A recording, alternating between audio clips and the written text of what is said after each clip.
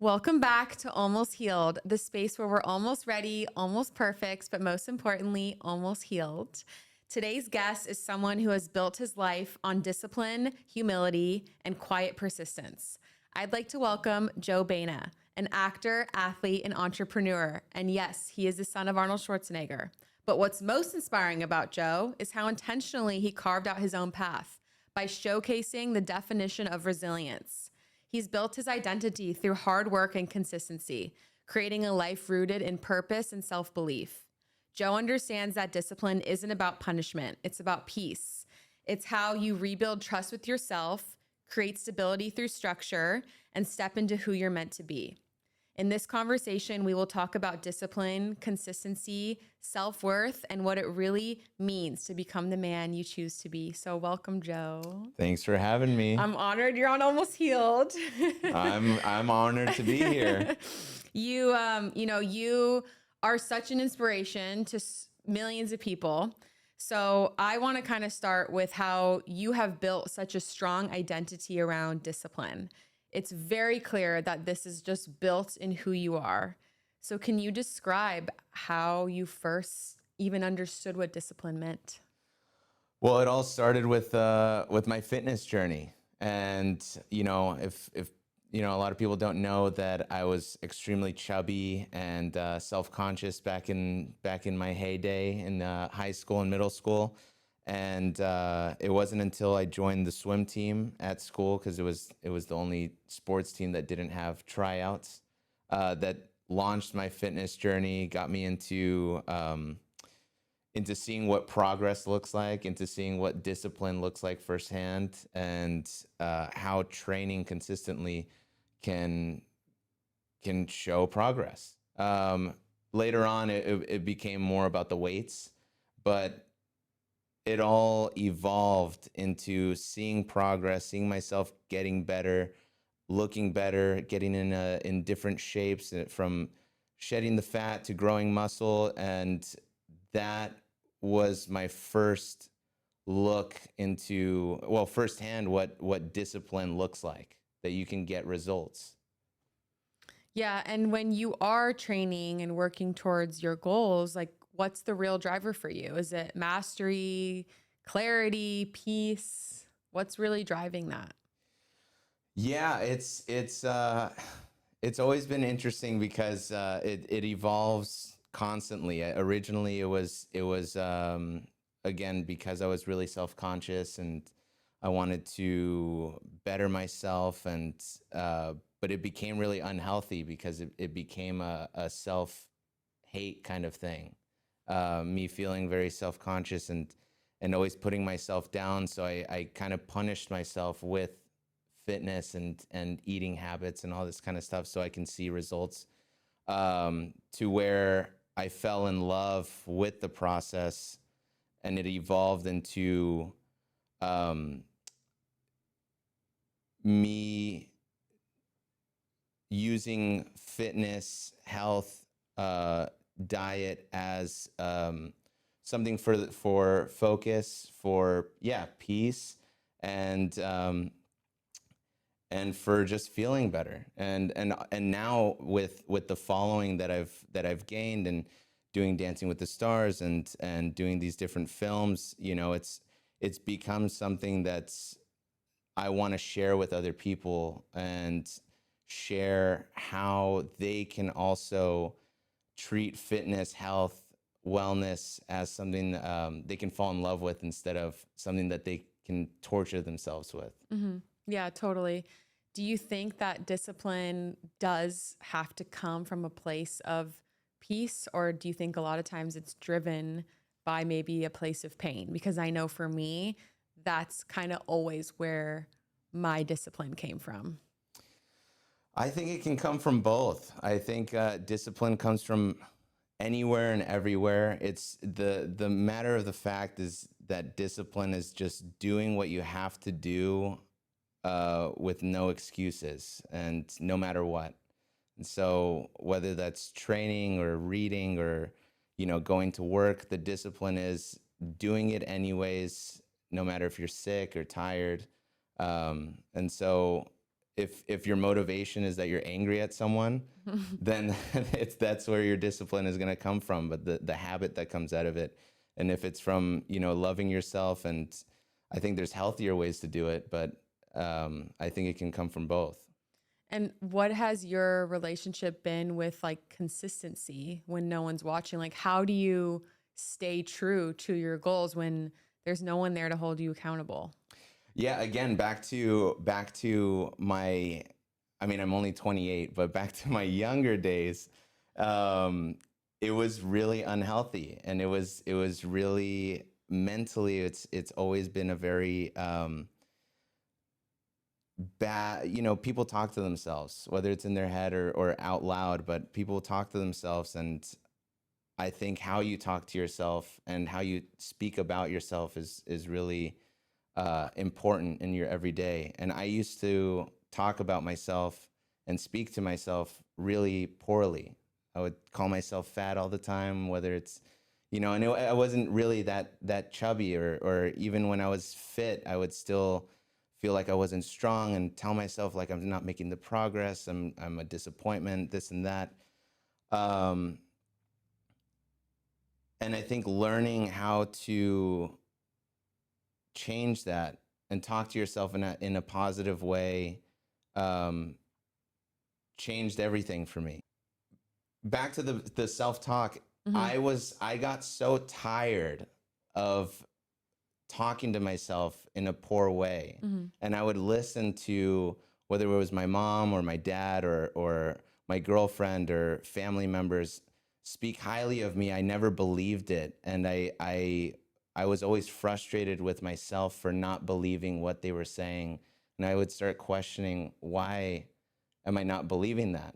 And so Hmm. it went back into the self-talk, and I just tried practicing that, practicing talking to myself in a positive way, and it really works. It really works to change how you think and feel about yourself, and it made going to the gym and being consistent and working consistently enjoyable.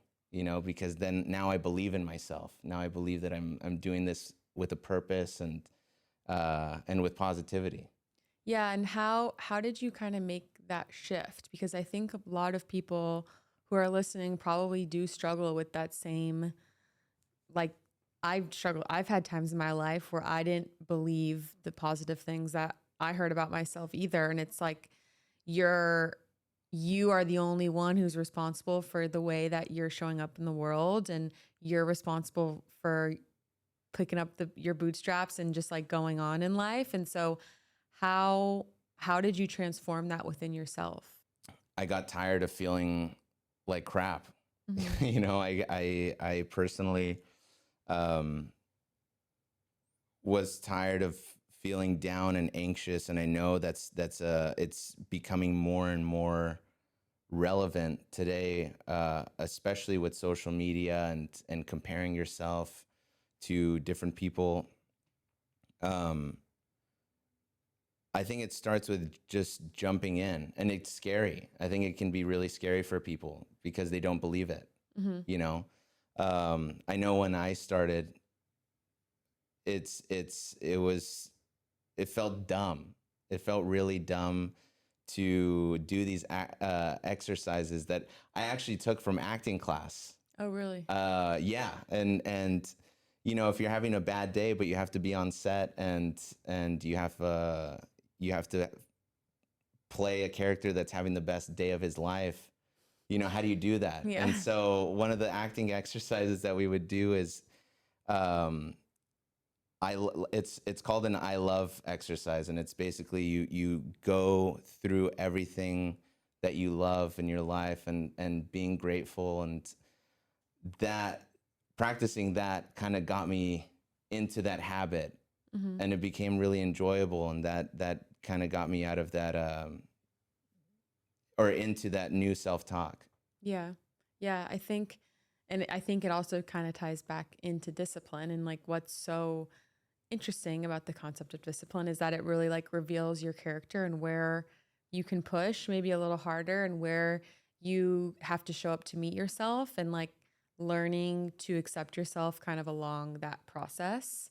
So, I think you clearly are one of the best shaped people I've ever met in my life. So you clearly have the outer layer, really locked in when it comes to discipline and your structure. But, the inner layer of your identity and like where you, Joe, like really sits in this world. How have you learned to kind of define who you are outside of anyone's expectations? Yeah, I think that's honestly, it's still something that I work on consistently of um asking myself, who do I want to be and who do I want to portray? And I think I personally, something that I struggle with is again, because of the digital age that we're in with social media, it's always, who do I want people to see me as? Yeah. But that's where I get it wrong. It shouldn't be that way. It should be, how do I want to feel about myself, and how do I want to see myself in 5, 10, 15 years, right? Um, and with the discipline thing, it's honestly, I attribute, contribute, attribute, Attribute. attribute a lot of that to again, back to the acting exercises Mhm. and practicing that, and like going to these acting classes and doing these bizarre exercises that make you and force you to be in your own head and analyze what you're feeling at all times, um and talk to yourself in certain ways, and you know all that's really helped in shaping my own perspective of myself and my goals and where I want to be. And but I have to say, it's really difficult. It's Yeah. extremely difficult, especially with you know uh with comparisons like you mentioned. It's, how do you separate that? Mhm. And that's why I've been working so hard to build my own career in real estate. I am doing acting and acting in film and TV, and it's great. And there's a whole other level of comparison there. And but that's also something that I've learned to accept. That's also never going to go away, Mhm. and I'm okay with that. Yeah. Yeah. Yeah. And do you ever feel like there's maybe like pressure centered around like something you have to live up to? Yeah. Sometimes it's weird because it's not a pressure from anyone else. No one is putting pressure on me. I mean, of course, people want to see certain things and like would love to see me on the Mr. Olympia stage Yeah. and bodybuilding, or reprise a certain roles and all that. And that's fun. Mhm. I would love that too. That sounds great. But I think most of the expectations, and I think it goes for everyone. Most of the expectations that are had of me comes from my own self. Yeah. And again, it can be detrimental. it's Mhm. it's super difficult, but Yeah. it's how do we get through that, or how do we change the narrative in our own heads, right? Yeah. Yeah, and you carry a really like grounded energy about you. Like you're very confident, but you're like really light. You don't take life too seriously, which I love about you. Is that something that you've kind of just always had and had that kind of mindset growing up, or is it something you really kind of cultivated? It go thank you for that. Yeah. It's funny because it goes back to the fitness thing of like, how did I start discipline? um Again, it all came to like, I hated thinking certain ways. Hmm. And one of the things was, I hated overreacting to certain things, and I used to be extremely, extremely I guess volatile would be the word. Like I would freak out about little things and get really upset about certain things that really didn't matter. And I would notice that, Mm-hmm. and I would question myself, why am I getting so mad at this little mistake or someone cutting you off or whatever. Um, and me questioning that, and I think a lot of people should, if you're going to take away anything, is on the day to day, when you feel certain things, question why am I feeling that? Why did I just do that? Why, just ask why. And it really opens up a whole world of like, it's not that serious, Mm-hmm. which is kind of a meme right now. It's not that serious, Yeah. but seriously, it's it's nothing is that serious to get so jumbled in a bunch about. And you know um just take a breather. Yeah. Yeah. Yeah. I think, you really embody resilience. I think I see a lot of like my traits in you too, like just based on what I know about you. It's like it's really easy to kind of like forget everything you've been through and everything that you've overcome and honor where you're at now and like not have any kind of like spite for what you had to go through, but like carry on in life in a positive way and like know that your journey was supposed to be your journey. And so how do you like kind of honor where you come from, where you're still at, and like how you're stepping into this kind of new chapter of yourself?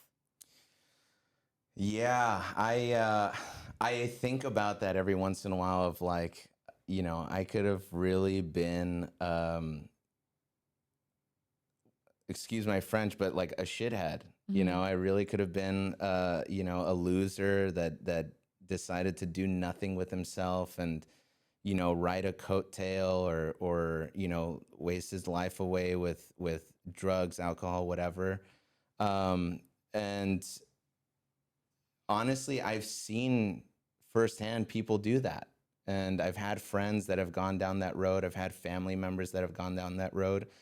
And seeing that at a young age and growing up, I always knew that's not what I wanted to be. And I also didn't want um, I I want to prove people wrong, and I want to surpass expectations. Not just I want to surpass everyone else's expectations, but I want to surpass my own expectations of where I see myself. And I know the amount of sacrifices that family members have made for me and that my mom's made, and I want to make it worth it.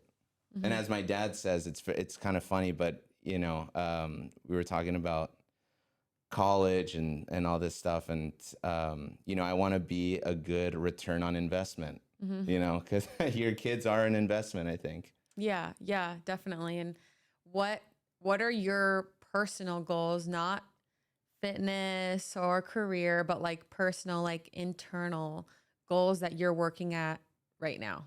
I think some of the main ones have to do with there's new. I love new things, Mm-hmm. and um, something that I'm going to continue for the rest of my life is staying curious. And I think it's the most special thing that anyone can add to their life is just staying curious and going back to asking why.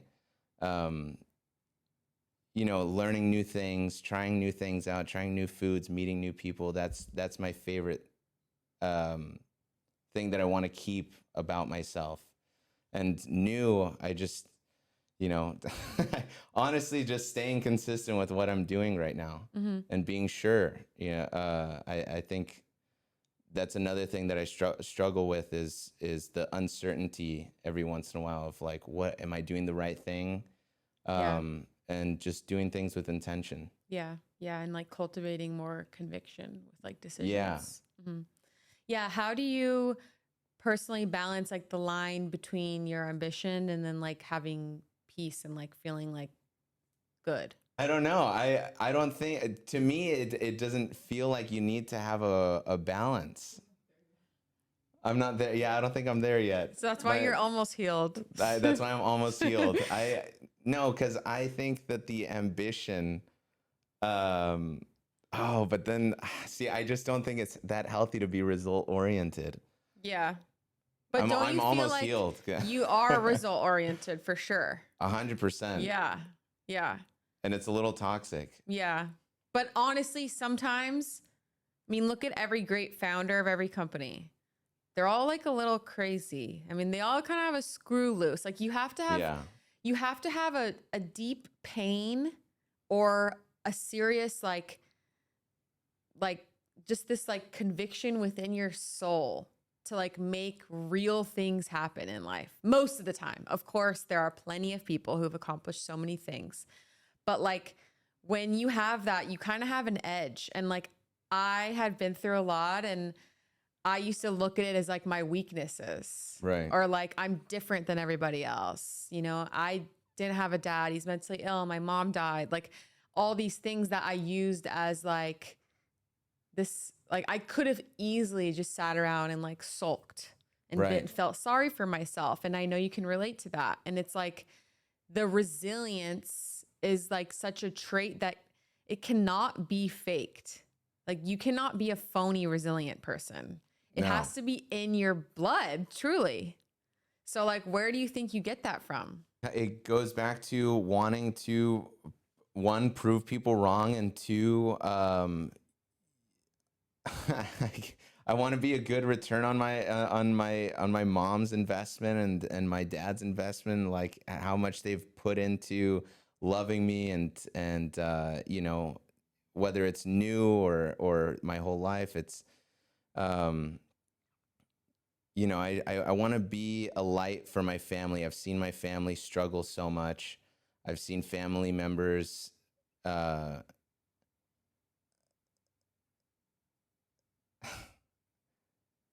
pass away. I've seen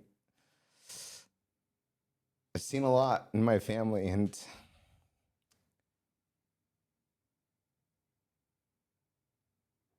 I want to be the light. I want to be the one in my family that comes out in a positive way, and I want to help them, you know. I want to bring everyone up. So Yeah. that's mostly where that comes from. Yeah.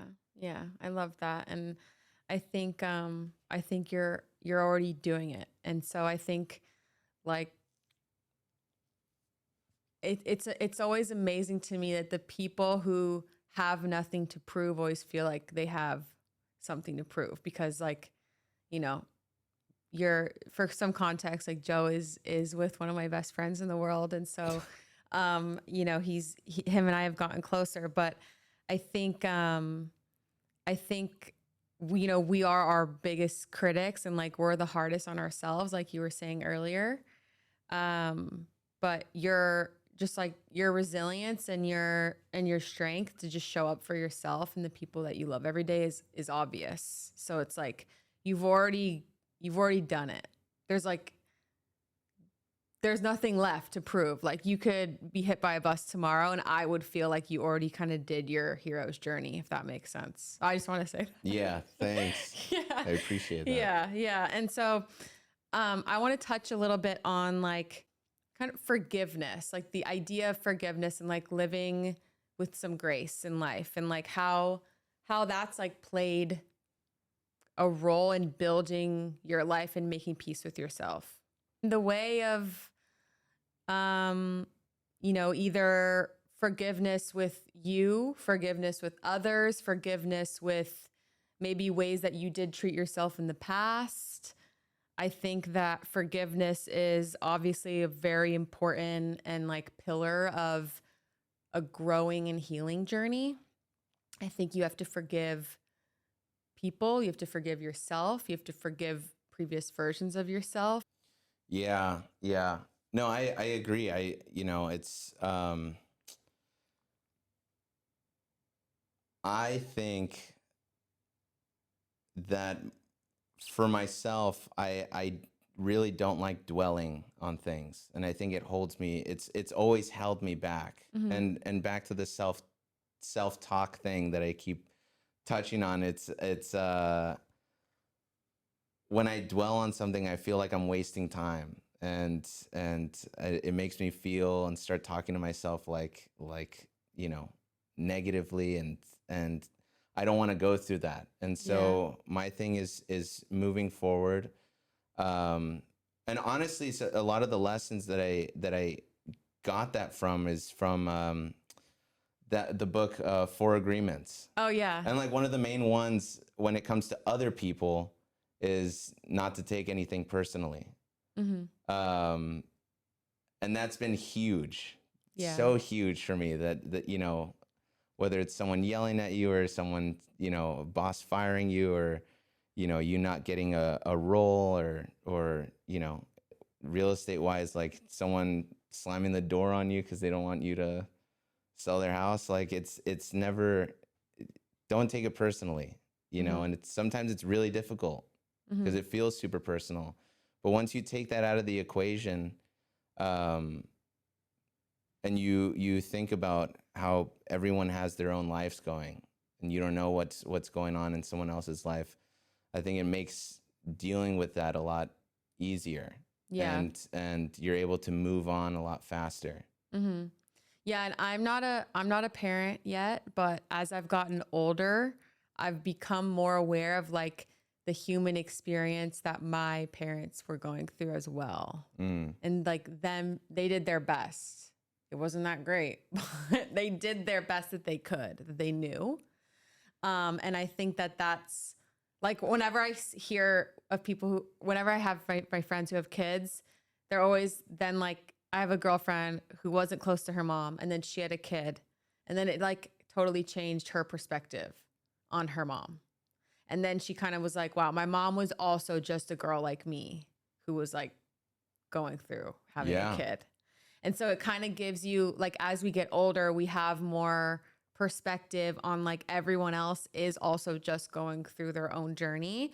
And at any given time, we don't know what they're dealing with internally. We only see the external, and we probably only see 25% of it, Yeah, even then. it's really wild with parents, especially because we all see our parents as you know, we see them with expectations, you know, and hold them to a high standard.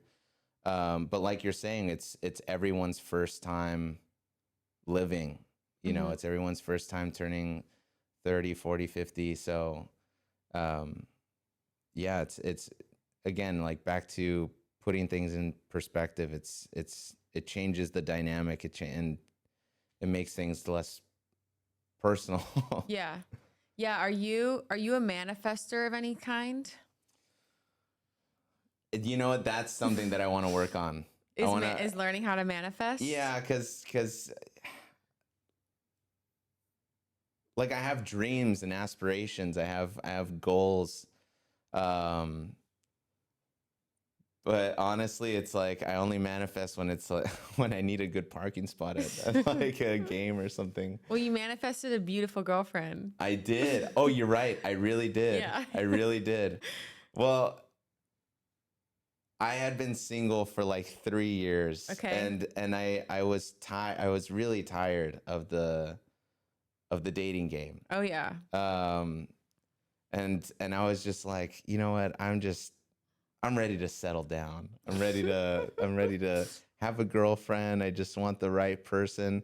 Literally the next weekend, I go to Vegas of all places. Great place to meet the right person. Oh, it's where all true it's where all true love starts. Yeah. And I was there at a restaurant opening, and across the room at the restaurant party, I see this gorgeous woman, and I have my liquid spirit.